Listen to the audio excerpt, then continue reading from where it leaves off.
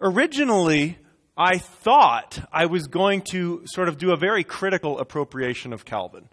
I was interested in the idea of the two kingdoms, but I thought it was probably a little influenced by a sort of Neoplatonic worldview.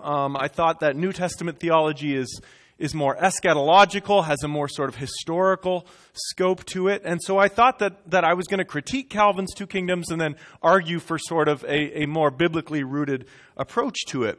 But what I found when I read Calvin and studied Calvin and went past the Institutes and into the commentaries and sermons was that Calvin's approach actually was much more eschatological and was much more biblically based than I expected. And so I found I had much more to learn from Calvin, and I think we have much more to appropriate from him than I expected.